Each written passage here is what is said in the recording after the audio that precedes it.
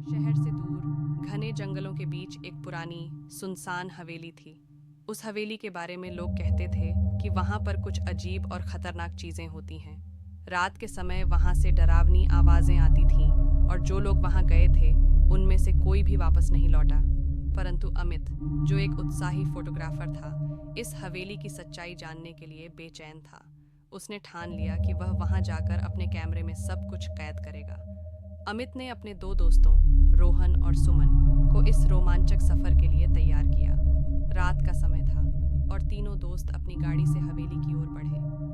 हवेली के पास पहुंचते ही अजीब सी ठंडक और भारीपन महसूस हुआ। हवेली के दरवाजे जंग से भरे थे और एक गूढ़ सन्नाटा चारों ओर फैला हुआ था। हवेली में घुसते ही उन्हें वहां की धूल मिट्टी और बदबू का एहसास हुआ।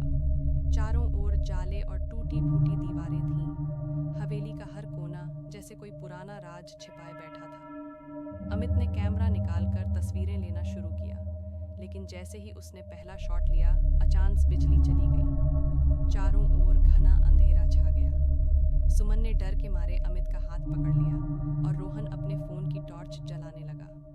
तभी हवेली के अंदर से किसी औरत की कराहती हुई आवाज आई। वह आवाज इतनी दर्द भरी थी कि तीनों के रोंगटे खड़े हो गए। सुमन ने कांपते हुए कहा, हमें यहाँ से चलना चाहिए, ये जगह ठीक नहीं लग रही। पर अमित ने उन्हें शांत करने की कोशिश की। यह सब हमारा भ्रम है, कुछ नहीं होगा, हम थोड़ी देर में वापस चलेंगे। लेकिन अमित की आवाज में भी डर झलक रहा था। अचानक हवेली के मुख्य हॉल में एक पुरानी पेंटिंग पर रोहन की टॉर्च की रोशनी पड़ी। उस पेंटिंग में एक खूबसूरत औरत को दिखाया गया था, लेकिन उसकी आंखें भयानक थीं। वे ऐसे देख रही थीं जैसे पेंटिंग से बाहर आकर सीधे उन तीनों की आत्मा को चीर देंगी। पेंटिंग के नीचे लिखा था, कसम खाई है मैंने, कोई शांति से नहीं जाएगा। अमित ने जैसे ही पेंटिंग को छुआ, हवेली की सारी खिड़कियां और दरवाजे अचानक खुद ब खुद बंद हो गए। तीनों दोस्तों ने बाहर जाने की कोशिश की, लेकिन हर रास्ता बंद हो चुका था। हवेली की दीवारों से खून जैसा कुछ रिसने लगा। रोहन ने घबराकर कहा, हम फंस गए हैं, हमें यहाँ से निकलने का कोई रास्ता ढूंढना होगा। सुमन रोने लगी। तभी हवेली के पीछे के कमरे से किसी के चलने की आवाजें आने लगीं। अमित ने अपने कैमरे को उस दिशा में घुमाया। कैमरे की स्क्रीन पर अचानक एक धुंधली परछाई दिखी। वह परछाई धीरे धीरे उनके पास आ रही थी। वह एक औरत की परछाई थी, जिसके लंबे बाल बिखरे हुए थे और उसकी चाल असामान्य रूप से धीमी और डरावनी थी। परछाई जैसे ही उनके सामने आई, हवा ठंडी हो गई और एक भारीपन महसूस हुआ। उस औरत के चेहरे पर डरावनी मुस्कान थी। उसके होंठों से खून बह रहा था और उसकी आंखें लाल थीं, जैसे वह उनके डर का आनंद ले रही हो। तुम लोग यहाँ क्यों आए हो? उसने बेहद धीमे लेकिन खौफनाक स्वर में पूछा। अमित का पूरा शरीर कांपने लगा।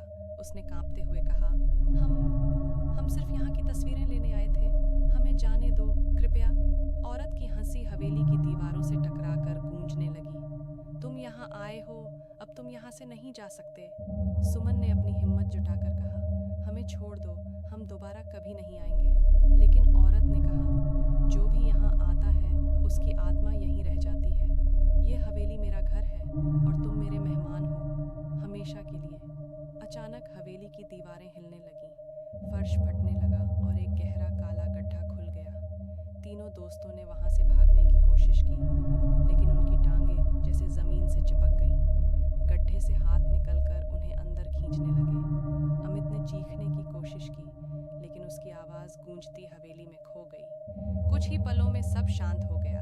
हवेली फिर से सुनसान हो गई, जैसे कुछ हुआ ही ना हो। बाहर की ओर से हवेली फिर से वैसी ही दिखाई देने लगी, खामोश, रहस्यमयी और डरावनी। कहते हैं, उस रात के बाद कोई भी उन तीनों दोस्तों को नहीं देख पाया।